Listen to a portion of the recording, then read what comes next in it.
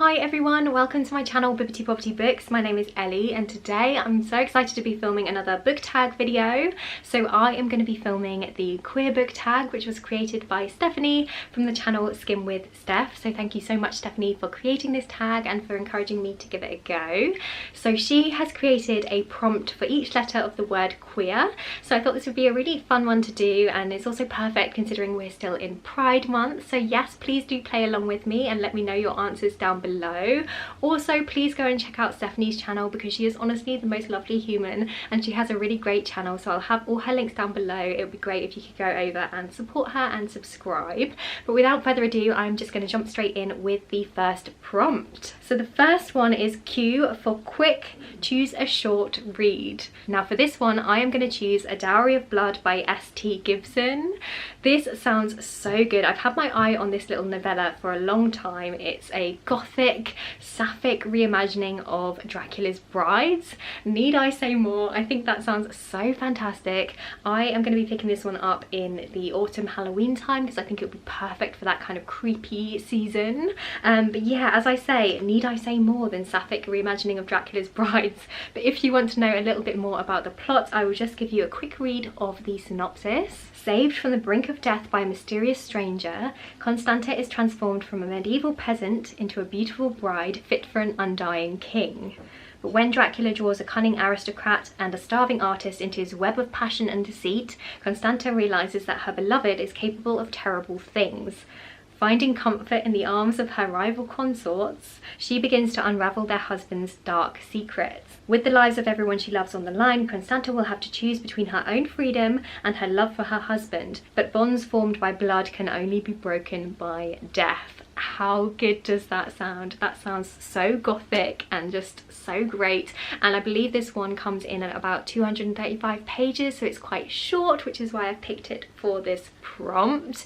Now, if you're looking for something even quicker than that, I do also have some graphic novels that I want to recommend to you today. They are both very popular, so I'm sure you've probably heard of them before, but I just couldn't not include them in this video. So the first one is Heartstopper by Alice Oseman. So this is an incredibly cute love story. It's a high school romance between our main characters Nick and Charlie, and it is just so wholesome. I highly recommend you to check this one out if you haven't already. They've also recently done an adaptation for this on Netflix, which is also fantastic, so if you haven't watched that one, I would recommend going over there and watching it. The other graphic novel that I wanted to talk to you about today is Mooncakes by Wendy Zhu and Suzanne Walker. So again, this is such a cute little fantasy graphic novel, and in this story we follow our main character who is a teen witch, and she basically ends up bumping into her old childhood friend, and we follow their friends to lovers story with a backdrop of witchcraft and magic. It is so sweet, and yeah, I really love the diversity in this story as well because our main character is queer but she's also deaf and has a hearing aid, and then the love interest in this story is a werewolf who goes by they them pronouns, and our main character also lives with her two grandmas who are in a relationship together. So yeah, it's really diverse and it's just a fun, sweet and quick graphic novel, and it's also got a gorgeous art style in here as well. I'll try and put some of the images on the screen for you so you can get a flavour for the art. The next prompt is U for Uplifting, choose a happy book.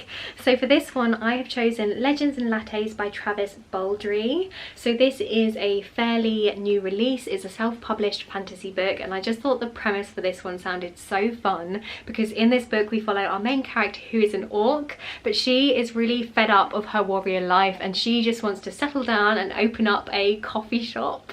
So that sounds so wholesome.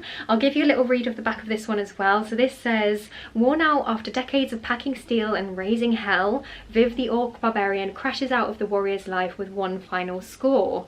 A forgotten legend, a fabled artifact, and an unreasonable amount of hope lead her to the streets of Thune, where she plans to open the first coffee shop the city has ever seen. However, her dreams of a fresh start, pulling shots instead of swinging swords, are hardly a sure bet. Old frenemies and Thune's shady underbelly may just upset her plans. To finally build something that will last, Viv will need some new partners and a different kind of resolve. And then it says on the bottom, a hot cup of fantasy, slice of life with a dollop of romance froth. How good does that sound? And I've heard some people say that this also has a sapphic romance in there as well, which is just the cherry on the top. So yeah, I think this is going to be so fun. Okay, so I also have another book that I want to include for this prompt, just because I feel like I can't not talk about this book when we're talking about uplifting stories, because to me this is the most uplifting book. I'm sure you can probably guess what I'm talking about, but this is The House in the Cerulean Sea by TJ Klune. The reason why I didn't talk about this first is because I feel like I speak about this one quite a lot on my channel, and it's also a very popular book here on booktube, so I'm sure you've probably all heard of it before. But if for some reason you haven't, this is a standalone adult fantasy book, and in this world magic is seen as really dangerous. So children who have magical abilities are housed in these orphanages which are controlled by the government, and we follow our main character Linus, who works for the government, and his job involves visiting these orphanages to make sure that they are all running by the book and to make sure that they are all running safely. And the story kicks off when Linus gets sent to the House in the Cerulean Sea, which is an orphanage that houses the most dangerous magical children. And he goes there and he moves in and he gets to know the children that live there, and he gets to know the man that runs the orphanage, and he starts to question everything that he thought he knew.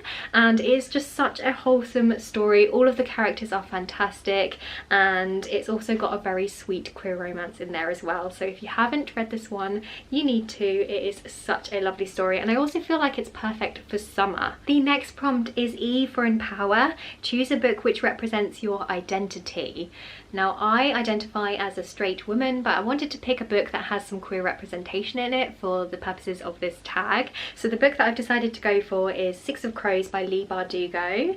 So this is the first book in a fantastic YA fantasy duology, and in this story we follow 6 main characters who are all members of this crime gang, and they essentially have to get together to pull off this really impossible heist, and it is a whole load of fun. And yeah, this has got several different sort of romances that are explored in the story. We've got male-female romances.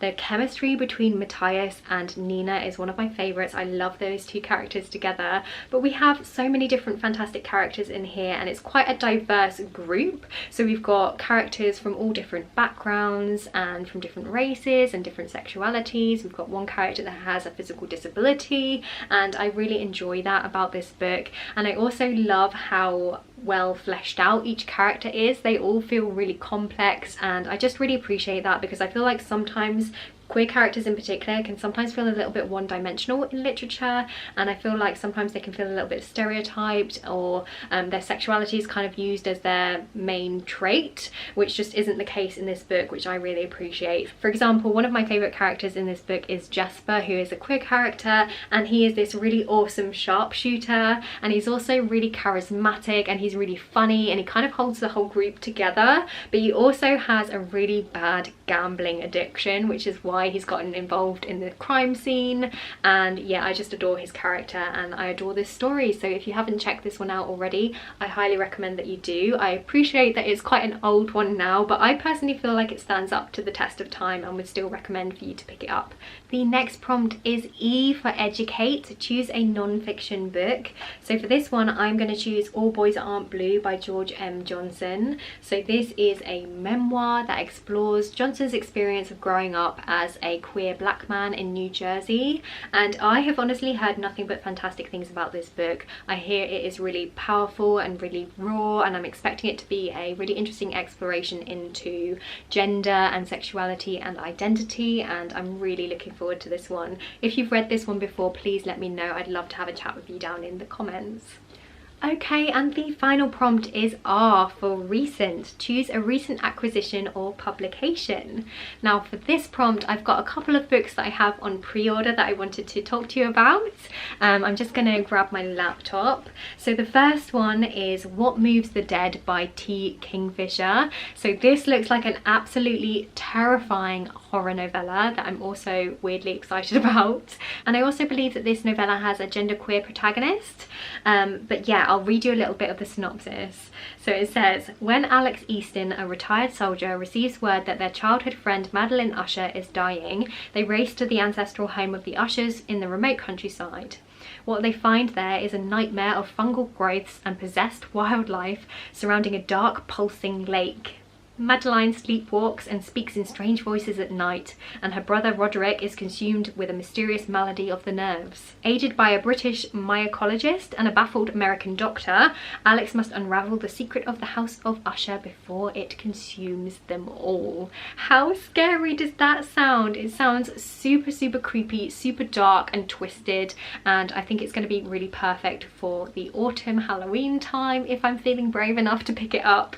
And then the other book that I have on pre-order is The Book Eaters by Sunyi Dean.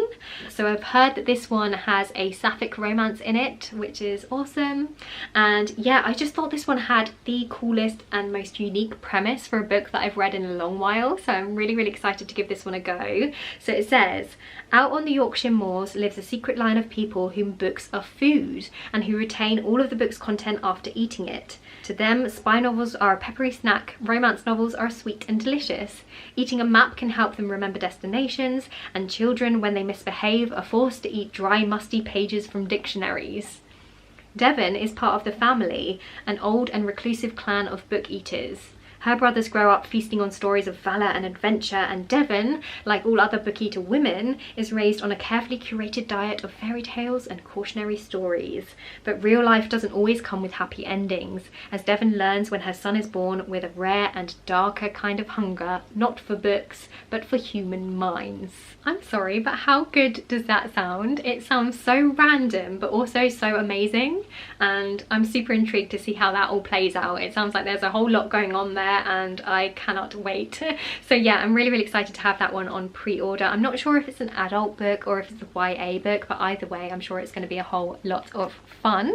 So yeah, that brings me to the end of this video. I really, really hope that you've enjoyed it, and I hope that you have found some queer book recommendations. Please drop your answers down below if you want to play along with me. I'd love to hear what you pick, and I also think that's a really great way to kind of recommend books to each other, so we can all have a look in the comments and find some really fantastic queer books. So yes, thank you so much for watching, and yeah, I guess I'll see you next time with another video.